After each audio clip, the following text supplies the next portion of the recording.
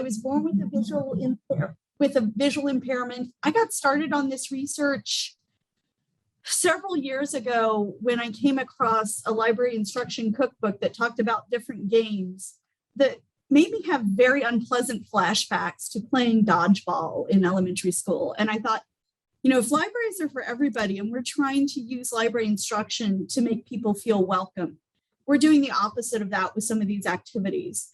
So that really got me started on gamification and accessibility. And then I'll let Dan introduce himself. So my name is Dan Ireton. I am also an academic services librarian. I liaise mostly with arts, humanities, and design programs here. Probably the theater department is the biggest group that I work with. I got into researching the use of games in education pretty early in my career, helped design a couple of alternate reality games that were campus-wide at K-State. And then I've been working with a variety, mostly of board game, using board games in classrooms and workshops like this one. And then more recently, testing with accessibility since Angie became my office mate about 10-ish months ago. So, and then, let's let our guests introduce themselves. Hi, I'm Jess. I'm a student here at K-State. I'm Leo, I'm a professor of computer science, and I'm here to learn about accessibility of all aspects of library, and in general, I'm a little undereducated on the topic. I want to know more. Which is unfortunately true of a lot of people. So now, Dan, tell us a little more about this game that we're going to play. Okay, so Werewolf is a game where there are two phases. There will be a nighttime phase where werewolves will silently stalk and kill a member of this village. And then a daytime phase where the villagers wake up, discover that someone has been messily devoured, and try to decide who are the werewolves living in this small town. So yeah, there's going to be two phases. And right, when we're ready, I think we can get into it. Okay. Well, the first thing that I really wanted to cover is when we're looking at overall accessibility for games, a lot of things in web accessibility and game accessibility actually tie in together, especially as more games become web-based. So we do have a couple of really useful standards, mostly WCAG, which actually, as it evolves from 2.1 to 3.0, it's becoming just accessibility guidelines or AG or silver because, right now it's so much more than the web. And the standards are fairly transparent. They're fairly easy to implement. On the list of resources that we've sent to all attendees, we also have a site that is specifically developed, several sites that are specifically developing standards for game accessibility. I think it's really important too to address the elephant in the room, which is this idea of universal design is really a pipe dream. It's not possible to design a game that is universally accessible. And it's really not possible to come up with one website design that's going to be universally accessible. So the questions we need to ask are more about how can we increase user agency. In games, we can do that through house rules. On websites, it's understanding things like if somebody does a font substitution and your website breaks, that's a bad design and you need to start over. So it's understanding that we need to take account of assistive and adaptive technology, assistive and adaptive settings on the computer. At least 20% of the population has a disability. That is considered a low estimate. If you look at some other statistical analysis, there have been estimates as high as 50% of people actually make accessibility adjustments to their computers. I think that's a little on the high end. Better estimates I've seen are around 33% of the population actually has a disability. But a lot of disabilities are hidden, so it's hard to know for sure. But what you do need to understand is this is a significant population. And if you're not designing for that population, you're not really doing a good job as a designer. So my big focus in design is on user agency. How can we make things work for people with different needs who use different technology and who use different settings? And then Dan's going to talk a bit about the Bartle types, because that also goes into accessibility, understanding different people's motivations for playing the game and how that might play into accessible design. All right, I'm actually going to go ahead and share my screen here if I can. All right, so there are considered to be 4 Bartle types. Occasionally, you'll find charts that refer to more, but these are the basic types, and this is how a lot of players interact with the game. You can see there's 2 axes: the players versus the world, and acting versus interacting. Most players are really socializers. You can see they're down there at 80%. They're interacting with other players. You're mostly there with the game as a backdrop to hang out and have a good time. The second 2 biggest chunks are going to be achievers and explorers. They're really more focused on the game world itself. Achievers wanting to win, act upon the world, see that they are successful in the game. Explorers that don't necessarily want to win, but they just want to know how the game works, explore the world of it. You see some of this in some longer form games, in some cooperative games, which we'll get into in a bit. But those are the ones that just want to know more. And then you have the killers. The killers are fortunately less than 1% of player types, but they're not playing the game, they're playing people. They are essentially they're a lot of times playing their own game where they're not necessarily trying to win it, but just trying to beat people in their own way, whether that's frustrating them like a troll or just trying to get the circumstances to work out as they want. It can be a lot of fun to be a killer. There are also certain games that do encourage it. So I think with that, if we're ready, let's go into the first round of Werewolf. This is a game type that does tend to reward killers. Literally. So I had messaged one of my werewolves previously. The way the game then works, normally when we're in person, everyone would close their eyes, and then someone, it's almost always me when I play, acts as a neutral narrator. Neutral narrators is something that's going to come up as an accessibility issue, but here it's baked into the very design of the game. So I've asked my werewolves, I've sent a message to one of them via the chat to select among a number of you who they are going to kill. And fascinating. Okay. So the evening ends. Everyone wakes up. And sadly, UXPAKC has been found messily devoured. From now on, Dan and whomever else is over there in your office, you get to know what happens, but you cannot give away what happens. So, well, Dan, you already know who your werewolves are. That's why it makes sense that they would have eliminated you first. So good thinking there, guys. Now, daytime. Yeah, very good, Sean. It is a bit like Among Us. Which is a fantastic video game version of much the same idea. So now feel free to raise hands, put it in the chat, just speak out. Who could have done this, townspeople? Who is the werewolf in your midst? You know, it's not UXPA because he was eaten. Anybody? Just feel free to throw out an accusation. Based on what? Who would have eaten UXPA? Why did they pick him first? I know that who they were, but I can't tell you. Right. I'm going to go with Missy, just because her name appears on my screen. Okay, all right. We have an accusation thrown at Missy. Missy, Sean here thinks you're a werewolf. Do you have any rebuttal? No, I don't. No rebuttal. I'm really just listening to you all because this is my first like major adaptive games presentation. So I'm just trying to keep up and listen. So I have no rebuttal. No, that's fair. Any other votes? We have one thrown in for Missy as being a werewolf. Now, here's the other thing: is you don't know how many werewolves there are. Is it two?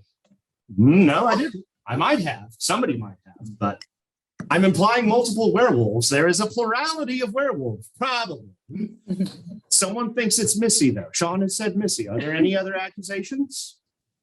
All right, by a show of hands, who thinks we should run Missy out of town for being a werewolf? We have one in favor. Two. Well, of course, Sean, he was the original accuser. All right. So ordinarily, we would want to give it more of a wait time and give people a chance to talk more, but we're new to the game and we do have more to do. So, Missy, I'm sorry to say you have been voted off the island. And we will come back for another round of the game if we get a chance, and you'll learn how close have the villagers gotten? Is there still a werewolf threat? Was Missy guilty of being a werewolf? We'll find out soon. And I think with that, it's still me. Yeah. So I've talked a little bit about types of games, this being a social deduction one, where there is a hidden figure behaving in some way, and we're trying to find out who exactly is the villain in this story. That is one of multiple types, and it's also an example of what we see as a kind of cooperative game.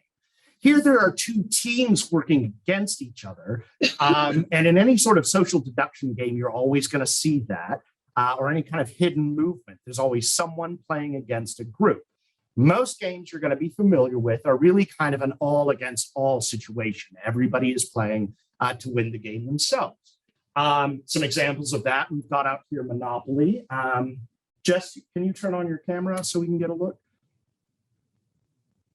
Hopefully that kicks on. All right, so you can kind of see from Jess's there, we've got it zoomed in on Monopoly. This in particular is a Braille version of Monopoly, and this is what we would call a pathing game.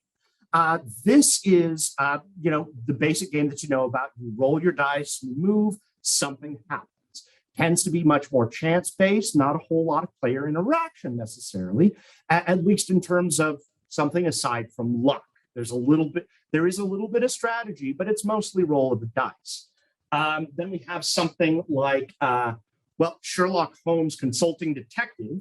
This is one of my favorites, and it is one of the most broadly accessible games already available on the mass market because it is a cooperative game and it does operate with a narrator.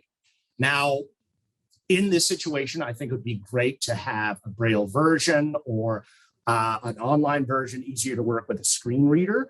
But correct me if I'm wrong, Angie, I think that the text is not terrible. And it does have some decent contrast. Could be better, but as long as you've got one,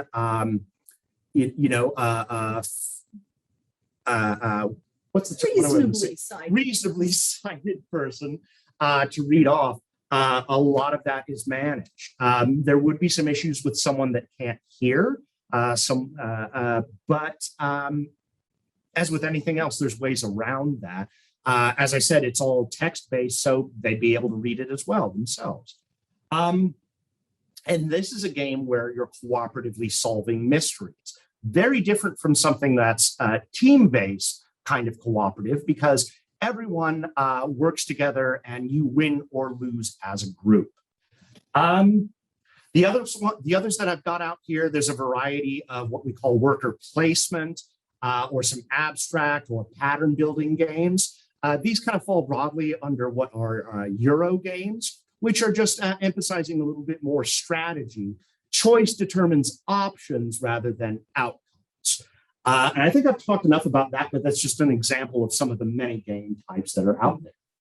And of course, games have a variety of mechanics, mechanisms of play, and those can greatly affect the accessibility. Now, cooperative games tend to lend themselves more to meaningful participation of disabled people because as part of a team, if there's some small thing that you can't do, some of your teammates can do it, but you can still contribute actively.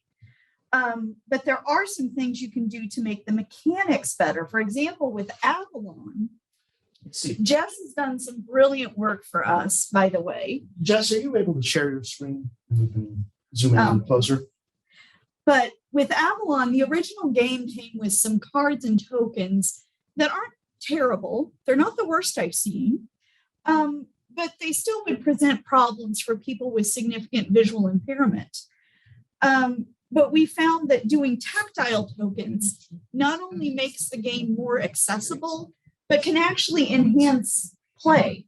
So for example, instead of using paper yes or no tokens to vote, we have spheres and pyramids. So people can feel what they're doing, and it's actually a little easier to keep your vote secret. And then These two being the original tokens. So we're trying to find a way to put it large on the screen. So hopefully you can see that though. oh, okay. And then these here being the original identity cards, mostly in color. There is difference in other visuals. There are other cues, but it's a flat card and it's card size. Those are also flat. Yeah, those are also flat. They look Yeah. three-dimensional Yeah. on the camera, but they're two-dimensional. My favorite is Jess's tokens instead of the cards. So that you can still conceal who you are. We leave the tokens in little black bags, but then you can feel which character you have. And for me, it makes it a lot easier to keep things secret because apparently people like to play poker with me because I'm not aware of how other people see. So I'm not always smart about keeping my card hand concealed. So this makes it a lot easier if there are potential issues like that. And we've got an example of tactile dice, which just have significantly raised dots, pips, right? Pips, Yeah. yes. So that you can actually feel what your roll is. Dice can also be replaced by some online random list generators. Random.org is one I use frequently, which does actually have dice. There are several versions of free online dice that you can use if this becomes an issue, or if you just decide to play a game and don't have your dice around, I guess. Something else I'll just point out just to give a visual sense, the much larger deeds, which are embossed with Braille for the accessible Monopoly. Just wanted to point that out. Oh yeah, I mean, it's so much easier for me to see. I don't have to like squint and I might have a prayer of actually seeing what other players have, so I can decide on a strategy and destroy them. Let's see, some other examples of mechanics that have been used to make things more accessible. I'm gonna put a couple things here. So I mentioned worker placement games, and I'll see if I can position this good visually. So a lot of times worker placement games will have what we call meeples, which is just a portmanteau of my people. So you can see they're designated by color, but otherwise there's really no difference between the two. Now, I don't know that the makers of this particular game were thinking of accessibility in mind, but you can see that the players' tokens, their meeples in this case, are distinguished by color, but also shape. You've got one little Scotsman, this being from the game Blood More, one little Scotsman who's blue, who is waving, and another yellow Scotsman with his arms down, but he has the hilt of a claymore sticking from over his shoulder. So, again, more distinguishing marks between different players than color. And again, this is not necessarily designed with accessibility in mind, but just for playability, for enhancing the components. But just as these trends advance, we see more accessible games. Right. And if there's one thing I could get designers to stop doing, it is to stop expressing information with color alone. 8% of the male population has some degree of color vision defect. This isn't unusual. And it looks like we're ready for a second round of werewolves. So who's going to Okay. get eaten this time? All right. Let me reach out to my werewolves here. Okay. Morning. The sun rises on our little village here, but unfortunately not for Sean McHugh, who was eaten in the night. Nothing but blood and entrails left. And his accordion, I believe. And his accordion. Okay, that's still hanging out. Who could have done this? You've had 2 deaths. You voted out 1 person. Karma has come for Sean. Possibly. Yeah, maybe the werewolves are focusing on people who make accusations.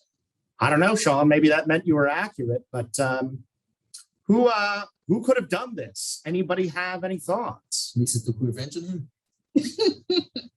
What's that? Missy took revenge. Well, Missy couldn't take revenge. She was exiled. Oh, she went. yeah. Of course, that would also assume that Missy was a werewolf, which we don't know. We might have exiled a perfectly innocent person. Mm, That's kind of the trick of this. that is the problem with pitchforks and torches. Yeah. All right. Any thoughts? Who our werewolves are? Are we supposed to know? It's just like spreading fake news about each other. Who came up with this game? Alex Jones? I'll tell you about a version of this. I'll tell you about another version of this game when we wrap up. Can you hear me? Sure. You have some thoughts. What's that? Can you hear me?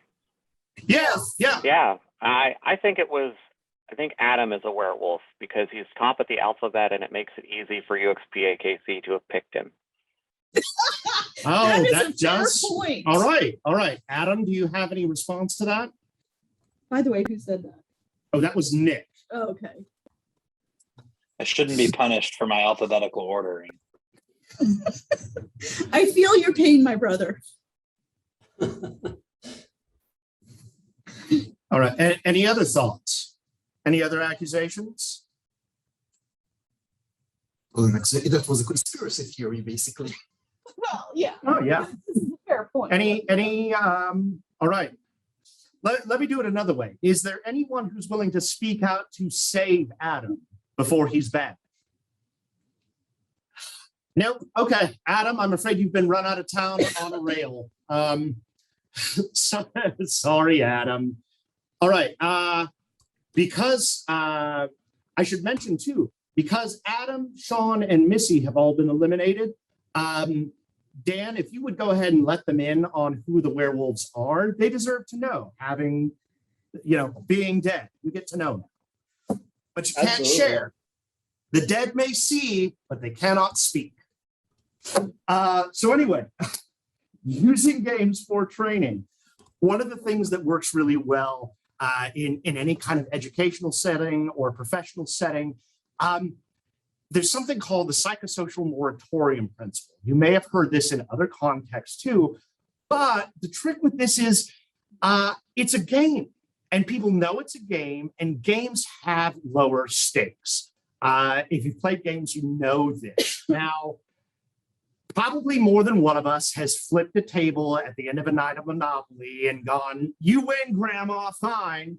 But other than that, there's really no stakes when it comes to games. You win a game or you lose a game and you put it away and you do something else. It goes the same way when using it in an educational or professional setting because there's no real risk. People think to themselves, you know what, it's just a game. It doesn't really matter.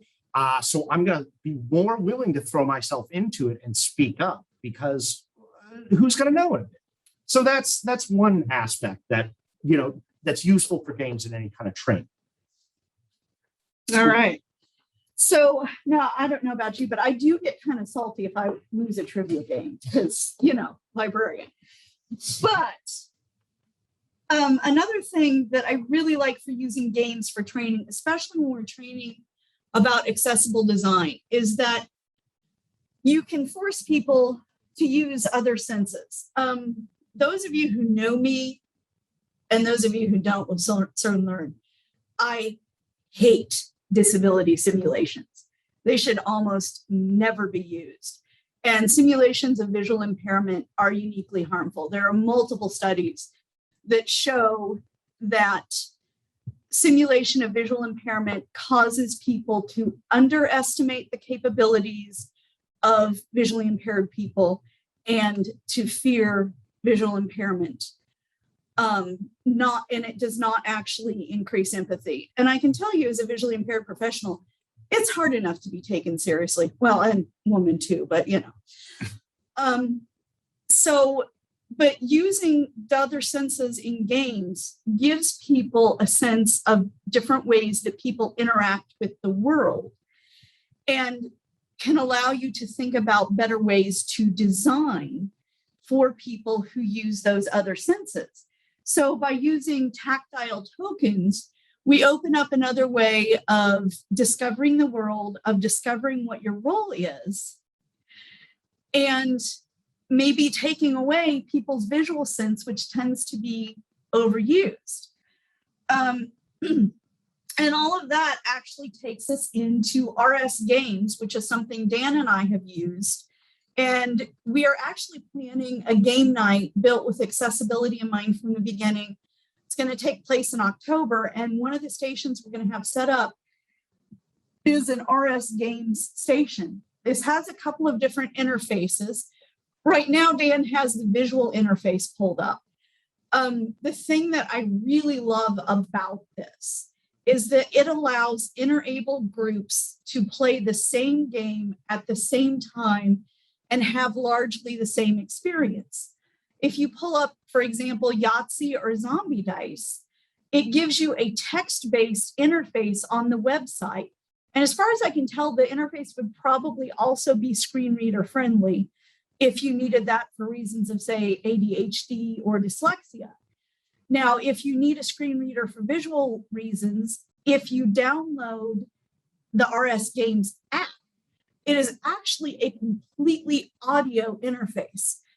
Now, I'm low vision, not blind, so I don't use screen readers. In fact, they kind of bug me because I prefer to listen to music while I work or something like that rather than listen to my computer screen being read.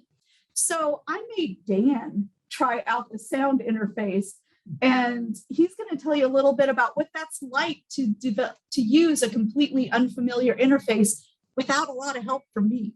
Yeah, that was one of the things is that I don't have it pulled up here, but there's no text, nothing that lets you know how to play it. It's because, well, why would there be? So I essentially had to play around with what I thought were the most likely keyboard commands in order to figure out how to play it. And it was really just a matter of trial and error. But it was difficult. Fortunately, again, in the context of games, it's kind of okay for things to be more difficult and to stumble over them because, you know, that's really part of the experience. And again, it's a game, so it doesn't particularly matter. And I won't say I got frustrated with it, but if it had been something that was higher stakes for me, I might have gotten frustrated with it, especially because I couldn't find any help that was suited to the visual in my case.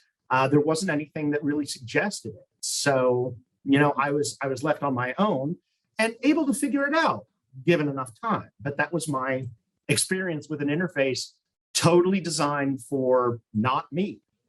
I think there is actually a guide on the website. It's a little buried, but it's there somewhere. Is it? Okay. Yeah.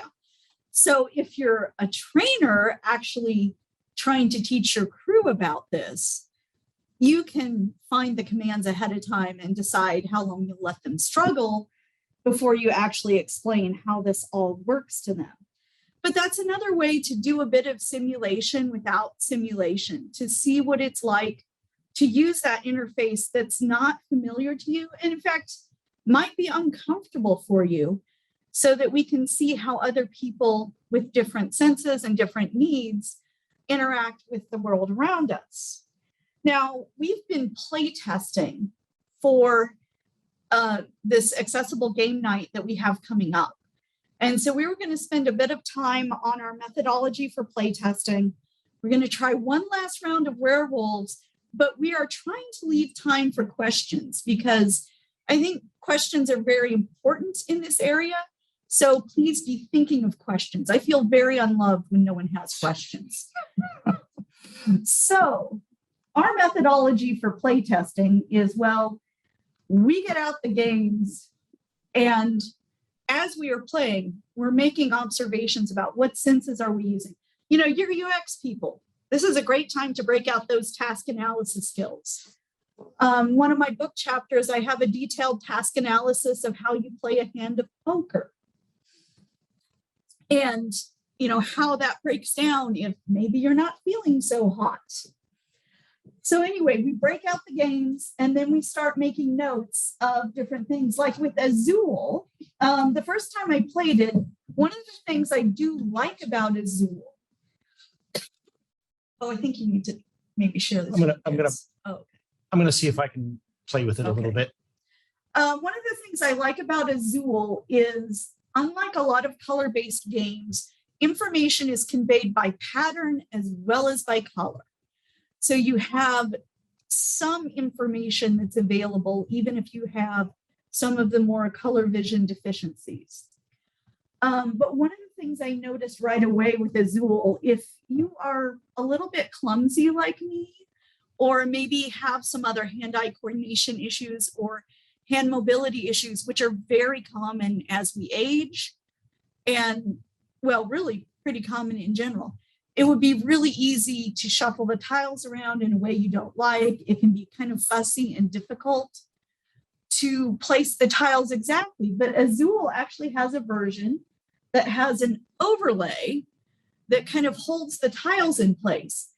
And sometimes making very small and very simple changes to a game can really make it much more accessible. Now, if you have something like Monopoly, or if you're trying to make a version for someone with more profound impairments, the adjustments made can be more challenging.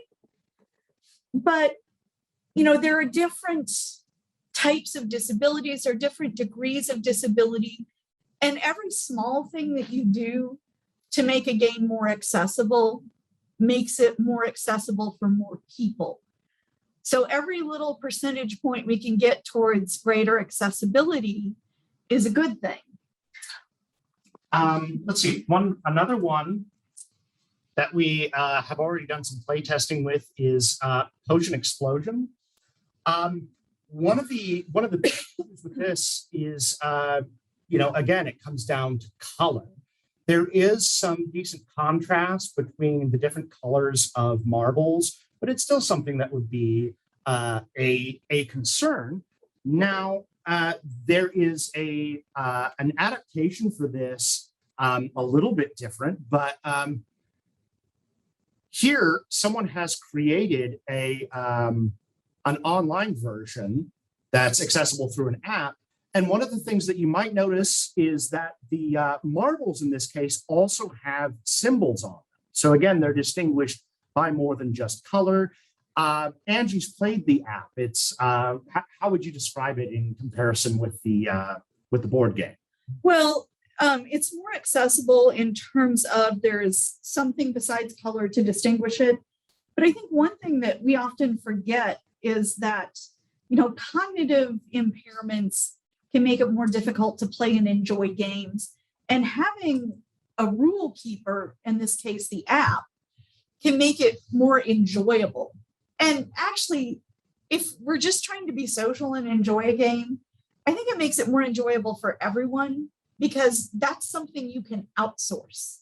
That's not something you have to keep constantly in your head, or what are the rules? You can just kind of sit back and let the rules take care of themselves. There's also a growing number of games that have supplemented their written instructions with instructional videos. And there's also, oh, no, I lost my train of thought. No, it's gone. So that's another example, though, of where we see it progressing. Oh, now I remember. A number of games have also started to incorporate their own online apps, not as a replacement in the case of Potion Explosion, but something supplementary where it outsources that neutral narrator to to an application on an iPad or a phone. Well, and sometimes the apps are used for scorekeeping, which with a lot of games I've noticed is, I think, needlessly complex. There's a something called a point salad syndrome that comes up. Yeah. And I just want to know if I vanquished my enemies. I don't want to do math. But yeah, it can be very interesting to see how some of the games have adapted, and to see some of the games that I'm like, really? Accessible design has been a thing since the 70s, and you still thought this was a good idea? Like what's the Spice Run game where? Oh, it's Century Spice Road, where it's just cubes, and again, there's only color. Was that the one you mean? Yeah, there's only color. The cubes are fussy and hard to pick up. And again, hand mobility issues become incredibly common as we age. And with people spending so much time on the computer, how many people have had some sort of RSI or carpal tunnel syndrome that makes grasping and pinching difficult? So yeah, there's still a long ways to go, but I think we've found some interesting solutions. And it looks like we have time, just enough time for a final round of werewolf and a reveal, but I still want to hear those questions. So be thinking of questions, please. All right, hopefully my werewolves have been considering. What's for dinner? So it seems to be a bad day for people named Sean. Or bad week, I guess, as this has been several days now, because Sean Elwood doesn't see the sunrise on the next day, which means there are still werewolves in your midst. Who could have done this thing? Oh no, Sean. Well, you're already dead, Dan. So I don't know who you're talking to. The villagers are having trouble figuring out or deciding on who a werewolf is. Hit the participants button on the bottom of your Zoom and just look through those names. Oh yeah, take a quick look. I mean, who looks like a werewolf? I mean, I can see why people would pick Sean. He's got the big bushy beard and. Well, no, both the Seans have been eaten. Right. Oh, that's right. I don't know. Adam, do you have a beard? Do you resemble a werewolf in any way? That might have been why you got run out. I've been accused of that. What's that? Oh, okay. Any accusations? Any takers? Well, you threw out 2 people of the city for no reason. Did we? Was it for no reason? Maybe we got rid of a werewolf. Maybe it doesn't look like. We didn't get rid of all of them, clearly. But right, exactly. Yeah. Well, but we have 3, and we've only eliminated 2 people, so we couldn't have gotten rid of all of them. Theoretically. No. Yeah. Any living villagers want to throw out a guess? We could also just have the werewolf reveal. Oh, come on. I was enjoying the accusation. All right. Well, in the interest of time, I'm going to reveal that our werewolves were, in fact, Missy. So well done there. You got rid of a werewolf. Adam was innocent. Our other 2 were Nick Mosher. Notice that Nick also got you to get rid of someone that was innocent, which is very clever on the part of the werewolves. And then finally, Freya Olsen was one of our werewolves. So yeah, this is essentially how the game operates. You got rid of one, so good job there. And then you got rid of an innocent person. So the game ends when either all of the werewolves have been run out of town by the surviving townsfolk, or when the same number of werewolves equals the remaining townsfolk, well, then the werewolves have control not just of the day, but the night, and they can control who's voted out. So that ends the game in favor of the werewolves. In this case, I don't know. It's a toss-up. We didn't play through the whole thing. You guys might have gotten there, but werewolves were pretty successful, I would say.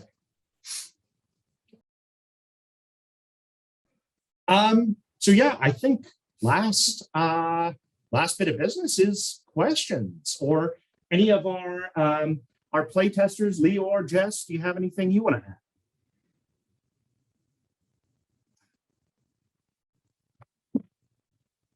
All right, well, thank you, everyone. Yeah. Well, I was giving folks a chance just to think of questions, and while we give them a chance to think of questions, and feel free to throw questions in the chat too if you don't want to turn your mic on, and we'll make sure folks answer it. But I'm interested in how this kind of parallels like product design generally. When I first heard about the pitch for this talk, I was so interested because the idea of like games seems so different from the world of user experience and product design, which is so serious and so like rigorous and buttoned down.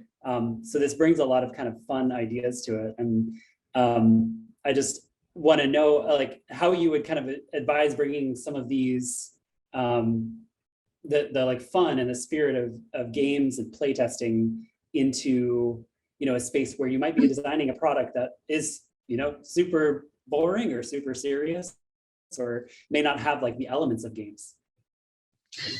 Well, I think it's, so since I happen to know you work at Garmin still, right? If we're looking at things like hiking GPSs, what are all the senses that you're using when you hike? And how can you use a game that forces people to use something other than their visual sense? Haptics is a huge area for research. Like, I think of so many things that would be better, especially with GPS and directional apps, if we had better haptics. So how can you maybe force, hey, you're on a night hike and there's no full moon. How are you going to navigate these scary woods now? And throw out scenarios that are more realistic, but would force people to think about other senses. Do you have anything to add to that, Dan? Well, I don't think at the moment. I was going to Nick threw a question into the chat. What is the absolutely least accessible game you've encountered?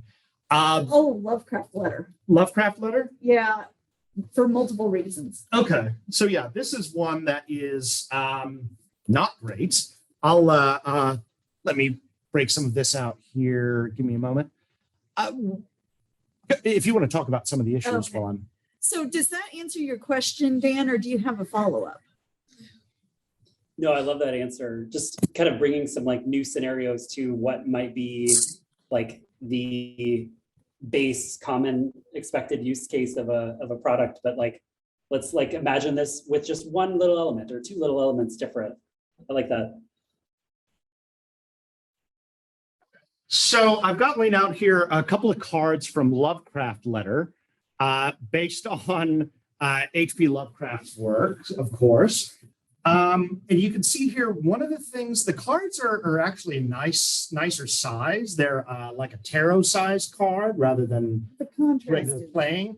But yeah, look at the contrast on the Cthulhu card. Like, can you even tell that that's, now this isn't the highest resolution camera, but you can barely tell that that is legible text, or intended to be, on the second half of the card.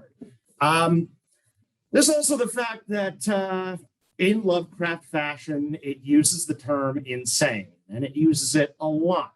If you encounter too many games, or if you encounter too many cards that are damaging to one's psyche, you go insane. And yeah, not the nicest language in terms of Yeah. anything. It's ableist language. Yeah. And that can actually be very alienating for people who encounter it in a game, especially if you're using somebody's identity as a joke. That is not welcoming. It's not sociable, and it can shut people down. Now, one of my favorite bad examples is also a game called Eschaton. It only uses color. The contrast is terrible. And it's really unfortunate because it's a really fun game. But yeah, it's any sort of visual impairment, it's unplayable. Yeah. Which is too bad because I like it. But how is it different from this game that you cannot feel, you don't know what, all you have is the color, and many people cannot see the colors. this one, really, it's not just the color, but it's the text size, it's the font that's used. It's this. If you can play the game, then Yeah. you can play it. And Yeah. Mhm. Now that's one where the app is so much better. Yeah. But yeah, that's a very fair point. but what is the app what is the app giving you that this Um, one doesn't? It has symbols on the marbles and they're pretty distinguishable. To you, Right. To me, but not for no, everyone. not for everybody, but that's the problem. There's no, like, unless you had a Braille version of that, there's no universal game. No, because you could have solved it fairly easily here. With Right. something that you can feel. I mean, it's With different pretty textures. the app it will be more difficult because of the Right. But this, with different texture that you can feel, you could have solved it Right. really straightforward. Pretty straightforward, but I think there's also limits on what you can do with glass marbles too, which is why not Oh, move away 3D to something, moving away to 3D printing and using Which- that would have worked better.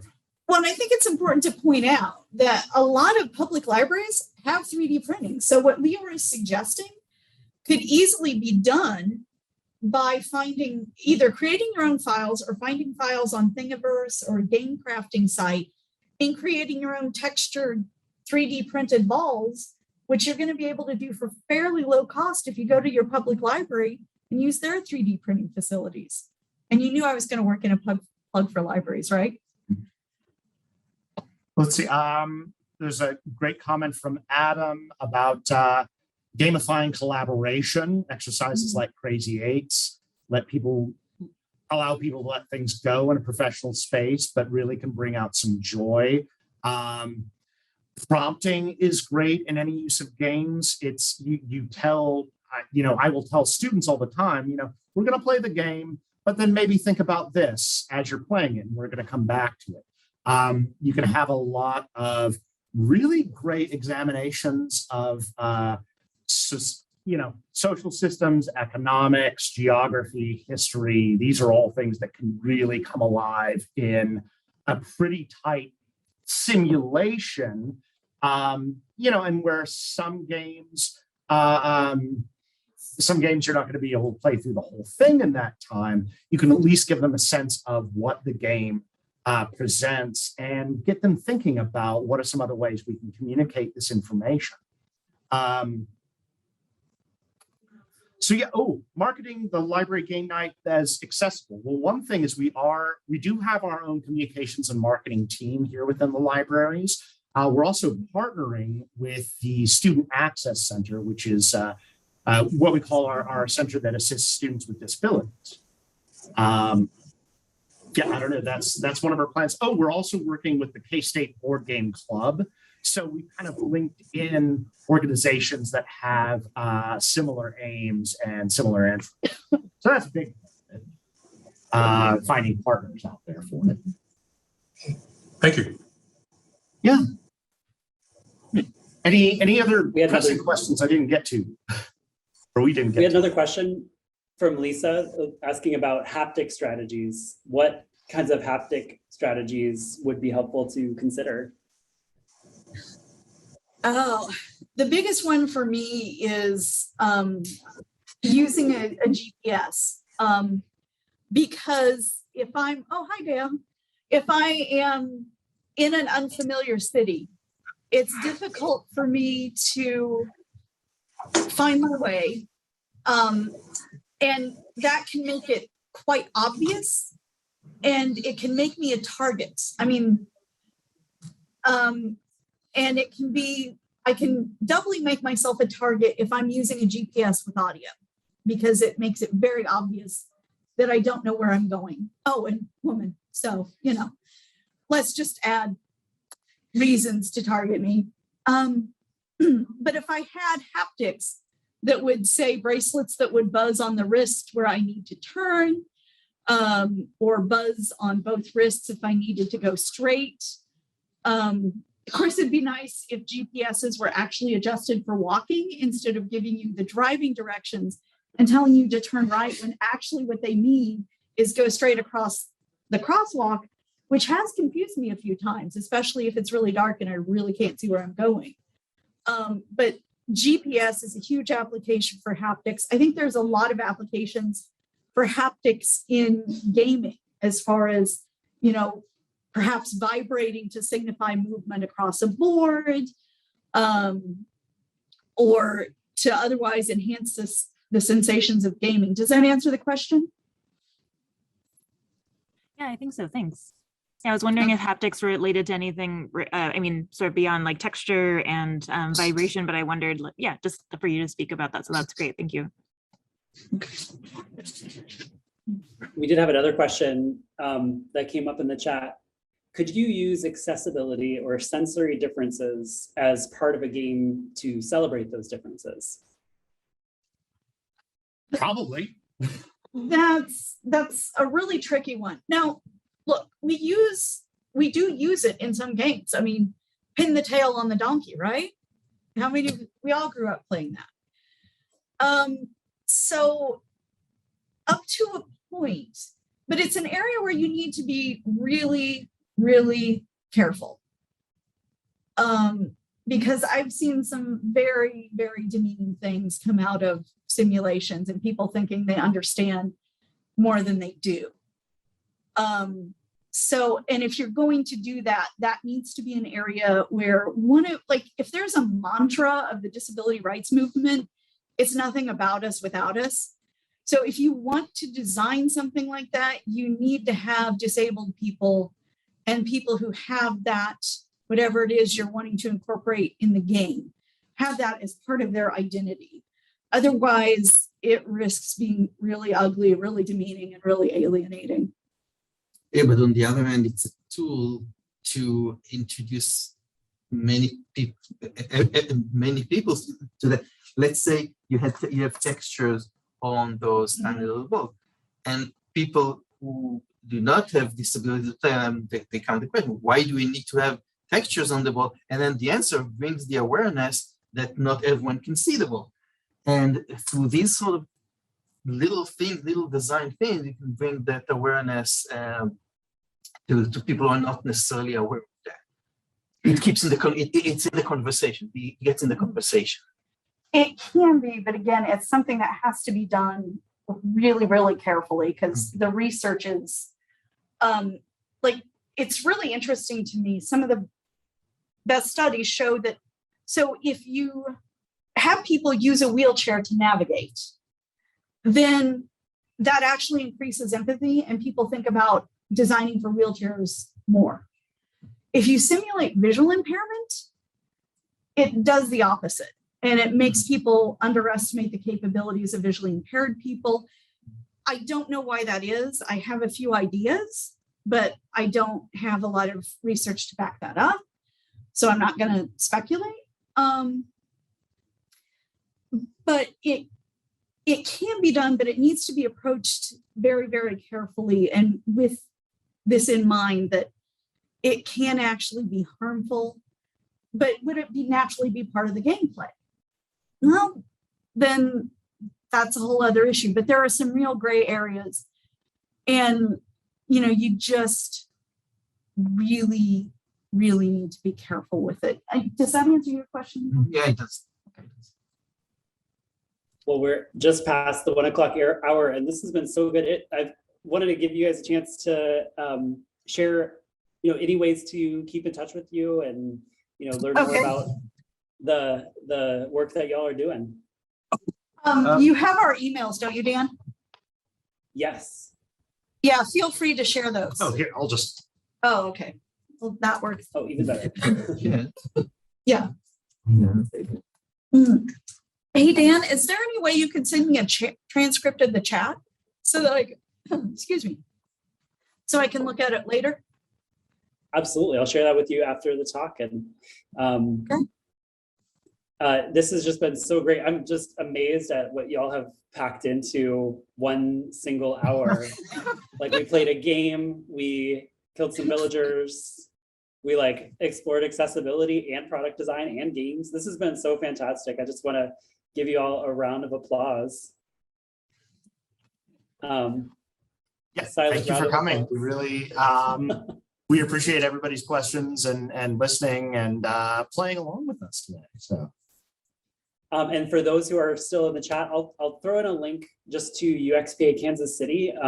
We have a Slack group where we can continue the conversation, and you're welcome to join us there.